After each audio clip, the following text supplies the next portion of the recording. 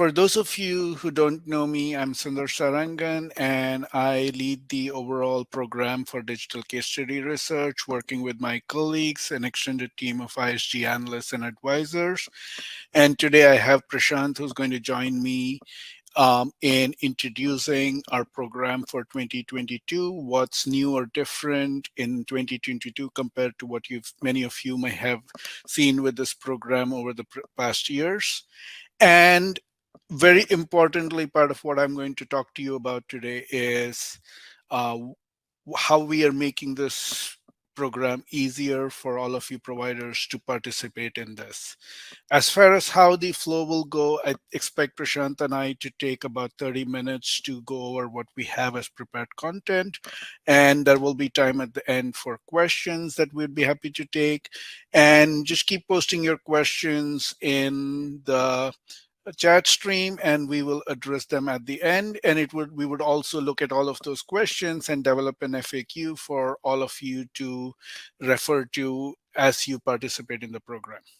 So let me start with the history of digital case study research at ISG. This is our 5th year, and you've probably seen this, known this in different forms. It was the digital case study book for the first 3 years. Last year, you probably knew about it as Digital Case Study Awards.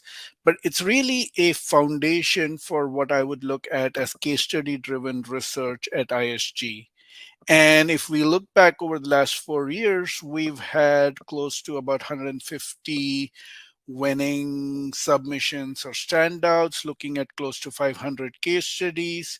And what's most important is this is research that shapes our thinking. It shapes our thinking about the market and about all enterprises and their adoption and evolution in the area of digital. It also happens to be a source of recognition for you and your clients, and I totally recognize why that's an important aspect of this program. So on that note, I'm going to focus on what we mean by case study research. And case study research really is all about contextual relevance. And that's what does that mean? And I'm going to invite Prashant to talk about that and throw some light on that and why he is so excited about case study research and specifically digital case studies and what he and his team value most from your case study submissions. The market impression at the moment of ISG is that we value our time with our clients a lot, and that's true. We value our time with our providers equally, and I don't know whether this is coming across to the service providers and to the technology platform segments. We value this time a lot because a lot of value is created in that interaction. The first is not what just a provider can do, but what the providers has already done for client X, Y, and Z. This tells us also where the market is moving, where we should be actually market making for the providers, and the same holds good for technology platforms. As technology platforms come in, uh, this enables us to create buy versus build decisions as we run the sourcing. So as you bring in case studies to us, feel free to talk about not just what you did for a client, but what you observed and why did a manufacturing company do what it was supposed to do or what it asked you to do. How did you add value? How was that value actually recorded or argued? What was the business case? What was the ROI? How was the business case then realized? If you can go into this biz tech description of the case studies, it helps us as ISG not just market make for you, but also place you in the correct way. So we are very, very keen on not just having case studies from you, but having dialogues from you on the why of the case studies. In the context of ISG's work with our enterprise clients, these are very important inputs. And to support this, the research framework that we've developed from an ISG research perspective is what I want to explain to you so you understand how we are looking at each individual case study and research that cuts across all of your different case study submissions. And what you're seeing on this slide is a highly simplified visual representation of that case study research framework. We look at every case study from three perspectives: the client situation. Was it a problem? Was it an opportunity? Or is simply wild, ambitious digital vision made to brought to life through your work with them? We want to understand your solution or the solution in the digital program, and specifically your role in that solution or program. We want to understand obviously the outcome and the business impact for the clients. So those are the three perspectives we look at, and then we look at six criteria that you see on the slide as for evidence of those six criteria in the case study you submit. Everyone agrees in the last 2 years of the pandemic, digital has accelerated. Most things digital have accelerated, and the notion of digital transformation itself has transformed. The pace and scale and ambition of digital programs in 2022 or the post pandemic digital is very different from what it was before. And providers like you working with enterprise clients have had a big role to play in the acceleration of digital, and we surely want to hear more about that. And um, that is really what I want. I'm going to give it back to Prashant to explain in a way he does best on how he sees digital today, and hint to all of you, this is what we want to see from you in your case studies. So, Prashant, question back to you. How is digital different today from its pre pandemic avatar and its origins 5 or 10 years ago? See, the good thing about ISG is we don't think. We curate and we observe. So what we were observing 5 or 6 years ago was digital took birth in digital marketing. Now, after 5 or 6 years, we're seeing digital more ubiquitous and we see it more mainstream. So at the moment, we look at digital in two parts. First, from what are the technologies that are enabling? So these could be mainstream. It was ERP last years ago, but now it tends to be cloud, analytics, automation, engineering. Tomorrow it's going to be Web3. So think of it as the technology enabler angle.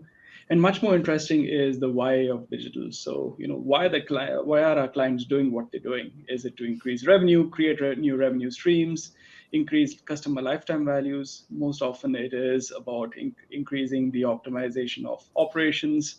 So, we're trying to bring these two forces together, and with this, remove the magic away from digital transformation. Digital transformation, as you mentioned, Prashant, is not the same as natively digital businesses or business models. So, what are you seeing with clients? How do you see your clients approach this, and what is your advice to them? No, that's a very good question, Sundar. Unfortunately, a lot of digital ideas start as proof of concepts, and these proof of concepts, in the worst case, happen in a lab or a competence center or something which is very far away from the main operations of an enterprise. So, when that idea comes to bear, it happens it happens in the best case environment in greenfield environment. But when this thing has to be brought back into the mothership, it has to fit into the rest of what the enterprise already has. Now, you could call this legacy, but it's also the mainstream technology. So we see a huge difference between nailing it and scaling it. The more that both of these aspects are taken into consideration while building the idea or building the business case for an idea or the ROI of an idea, the better, because that's where it's going to look at mainstream adoption. This is such an important distinction between greenfield and brownfield in the context of digital. Nice, interesting concepts. Love the words. Um, what you also implied there in your response there is that the field, green or brown, is not a lab or a greenhouse. Mainstream adoption, as you called out, is really about scaling digital or at scale digital operations. What do you see as Prashant, what do you see as the biggest opportunities, and what would you like to see more of in provider case studies in this context of scaling digital? It is it is not just about the technology and the ROI, but each of these changes have something to do with people, process, structure, and technology. So I purposely avoid the word culture because culture is just a collection of habits, and habits can be changed in an organization. If you change the habits in an organization, you change the culture. So if you design with people, process, structure, and technology, as you're designing the ROI, it gets much easier to embed it. That's how you go from nailing it to scaling it. We've talked about different dimensions of context when it comes to digital case studies. We've spoken about the greenfield and brownfield idea that Prashant explained. We talked about scale. Clearly, digital comes in many colors or shades or dimensions. So, if I were wearing my former hat of a marketer, I would be looking for all of these as angles to tell the story of digital case studies. And hint again, that's really what we want to hear from you. So, talking of angles, I will now say, Prashant, can you cover all the angles and make it a full 360 degrees of contextual relevance? Digital solutions and success, as you and I have often discussed, are not the result of off the shelf technology products or platforms. They're not standalone projects. They are often the coming together of an ecosystem. Again, how do you see that from your perspective and that of your clients? That's a good question. At the highest level, it's good if an organization comes out of the not invented here mode and does things not in solitude but in collaboration with not just its partners but also the supply ecosystem, because it's not just about what a supplier can do with a client. It's what the supplier brings by working with other clients that you can bring to this organization. So there's that angle.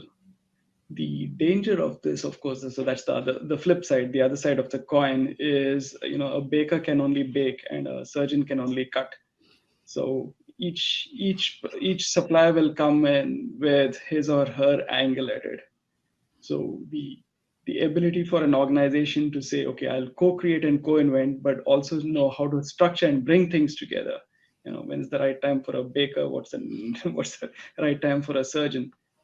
And how to orchestrate it, that's the new muscle which will have to be built. So partnership and collaboration is easy to say but difficult to do. What makes this more difficult is few years ago you used to have digital transformation programs which are defined for 4 to 5 years. Now once you go into continuous transformation, that's what you're thinking quarter to quarter. You're doing this collaboration and thinking not just once for the next 5 years, but you're doing this continuously. So you almost need to have a continuous muscle to do this. That's the new thinking you need on the buy side. Now that all of you understand what we look at ISG look for in your digital case studies and why, let me shift to answering a question that many of you have or will be asked by your leaders. It is a lot of work. I know it. I've been on that side. It is a lot of work in pulling together client references that we ask for. It's not easy and it's a lot of orchestration. So why participate? What's in it for you? So let me get to that. Prashant said this better than I can say or show on a slide. This is your opportunity to shape our thinking about the market, and in doing that, our thinking about you and your role in the market. Getting more specific, your case studies are going to help you grow awareness and understanding about you among ISG advisors who advise billions of annual contract value every year for providers like you. And most of you know how or why that is important to you.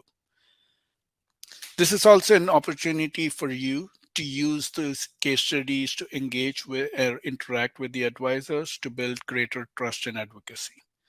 Lastly, as marketers or go to market leaders, you know the importance of independent third party recognition, and what we called as the Digital Case Study Awards in 2021 will continue to represent that value proposition to you.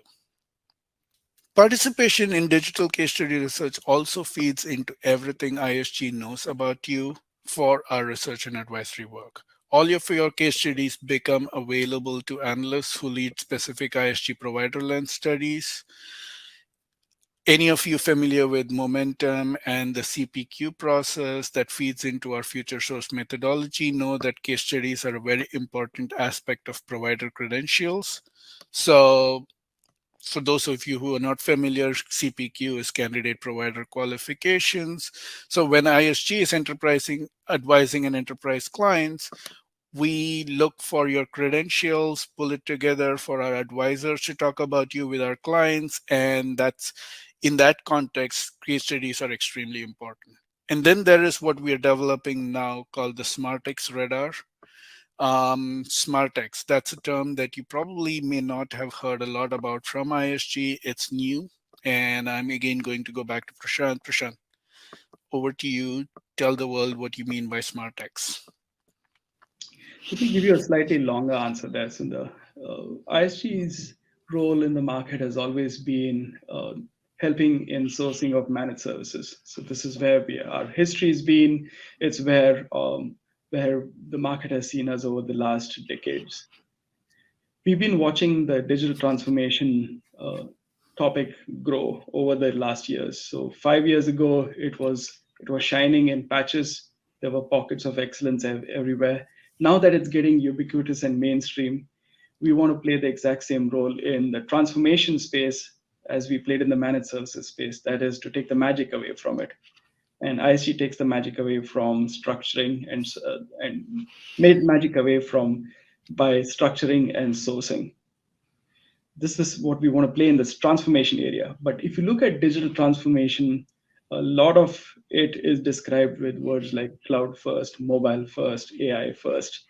We need to go beyond that into what it means for each industry segment. So, for example, manufacturing would be looking at after sales through connected parts and services. So you see, digital transformation takes a business transformation angle.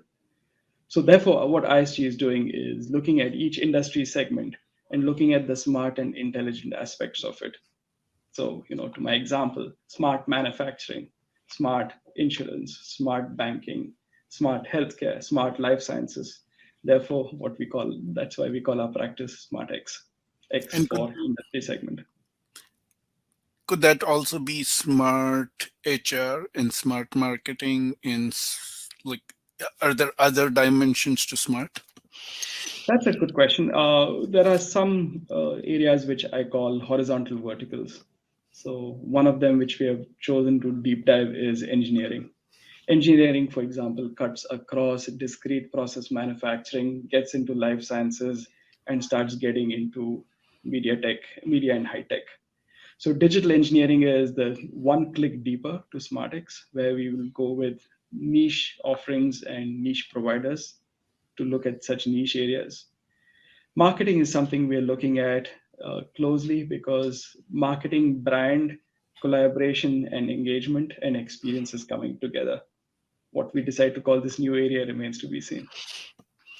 So thank you, Prashant, and I hope you can stay and help me take more questions from folks about what you just shared and about the research that we are doing together here. So that takes me to the last part of the session, which focuses on how providers can participate in the digital case study research. And in describing the process, I'm also going to call out a number of significant changes that we are putting into place in 2022, all of which, again, at least in from a design perspective, are being done to make your participation easier, more meaningful, as it also more valuable to our research. So let me start with one big change. Unlike previous years, there will be no limits to the number of case studies that a single provider can submit this year. So, any of you who've participated in the last year, few years, the first difference that I want to call out is what I would say a highly simplified initial surveyor form for you to submit a case study. The reason to do that is to really help you submit your case study you- based on what you already have readily available, that focuses on the three parts of the story that I alluded to earlier: the client situation, your digital solution, and the business impact or outcome for the client. Going back to something Prashant said, we at ISG curate, and as curators we want to have a more open mind, and that's kind of a big part of what's driving this change, and a more open framework to seeing what the provider landscape is doing in the digital space. And that's kind of why we're asking you to submit what you readily have, and then um, as we see what we get, we will come back to you. We will come back to you with questions, clarifications, and really to get to know the case study better in the context of what you share with us, rather than try to describe and find questions to capture everything up front. What we want to do is have you share what you have as a case study. We review it, we come back to you with clarifications, and that way, when you answer specific questions, it is in the context of the case study you shared with us, making it easier for you and more meaningful and valuable to us. So the one thing that will not is not changing much this year is the importance of the client validation to the process. We will still require a client, an enterprise client that you worked with, to validate your case study. That said, we are increasing the time you have available. You don't have to provide that upfront. You can provide it anywhere until we tell you that, hey, there is a deadline by which you need to bring us the client contact information. And so you have more time to get us the case study upfront, and then subsequently, as the case study progresses and we work with you to make the case study richer, you know that you will have a we will notify you on when we need the client validation completed. That way, the client will be validating your case study in the context of all the details you would have shared with us. Adding to that, we are also bringing in the option of, say, across a portfolio of case studies, you worked very closely with a technology partner or a SaaS provider on your solutions. You could kind of, as an optional add-on, also have ISG talk to your partner to get a truly ecosystem view of your capabilities and your work for your clients. And that's new in 2022. Another big change this year is what you've gone through in the previous years, is what I would call the fact check process or the authoring of the ISG written case study. Rather than do it at the end after it's been selected as a standout case study, what we want to do is, as soon as we complete client validation, we will work with you and in an iterative manner to get you the draft of the case study, have it fact checked, and then incorporate it into what I would call ingestion into the ISG research for CPQ for the provider lens perspective. And that way, irrespective of its selection as a standout or not, we will have a ISG authored case study be moving into the research process for all of the ways that we would be using it that I kind of spoke to earlier. So that's hopefully a benefit to you, benefit to us. And yes, we will be writing a lot more case studies together, but I think it's all in the better interest of all of you and for us, ISG. This also means that the process from selection to being announced will be much faster. So what we've kind of done is taken the process of which used to what I would think of run in a batch mode and made it run in much more of a flow mode. As case studies come in, we work with you, we improve them, get them validated, get them authored, get them fact checked, and have them ready. And that way, when we are ready to announce it, it moves much faster. Consistent with as we've done it in the past, you will have the option to request that client names not be published externally, but you will have to identify the client to ISG, and the client's validation will remain important, just like I just mentioned. Now, I would say you will have until the final announcement on deciding whether to name the client or not, as it's been our experience that some of you have been able to get clients to agree to being named once they're selected as a winner or a standout. Now, going from process to the timelines, the big change that I kind of mentioned is a change from a distinct deadline driven stage-based model to a continuous open research model. What this means is submissions open in a couple of weeks and they won't ever close. We review work as you submit them and we give you feedback. We work with you, improve the case studies, validate it. I just mentioned that. And then at various points in time through the year, we will announce or let you know specific cutoff dates to kind of go into a final selection process for the winning standouts. This could be by topic, industry, region, and just keep in mind case studies that don't make the cutoff date will be considered in the subsequent cycle for review. But the key message is no specific deadline driven model, but a model that moves to a continuously open calendar.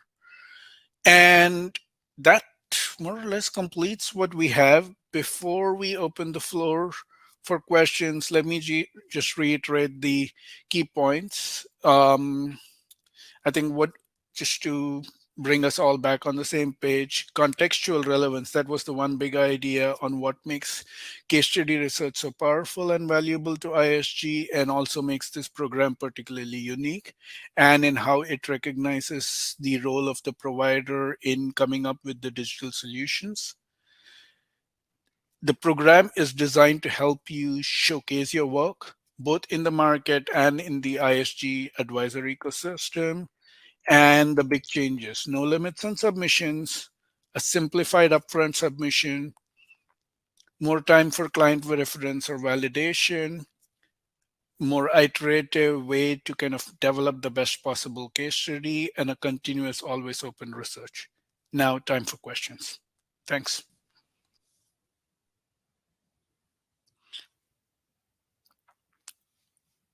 Hey, while we wait for questions, we have a couple of questions that I can start with, but just another um, these are questions whether we answer them today or whether we answer them in an FAQ that we will compile and make available to all of you. Just this is a good way to capture all your questions and clarifications and make sure you know you have what you need from us. So let me go to the first question. Does the size, scale, and geography of the engagement have any weightage, or does it impact the selection criteria? And I think we this is in the when we were talking about Prashant and I were talking about the contextual relevance of a case study.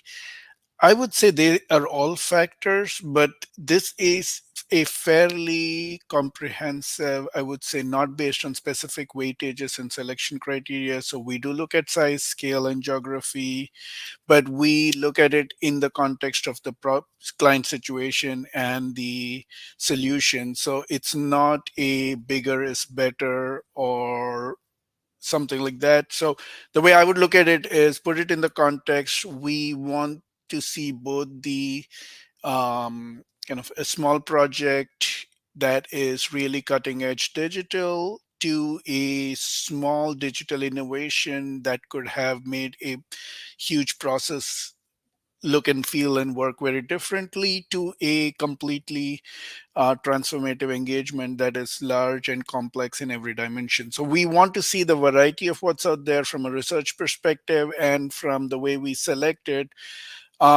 We are looking for all of them. They are all factors that we consider, but they're not scoring criteria where something is better than the other. I hope that gives some clarity. Another question that is what are the different methods for validation? So the validation will be, and again, it's a longer question. I'm not going to read out all of it, but um, validation is essentially an email based survey. We'll send a link to a client who responds, and it's not very different from how it was in the past.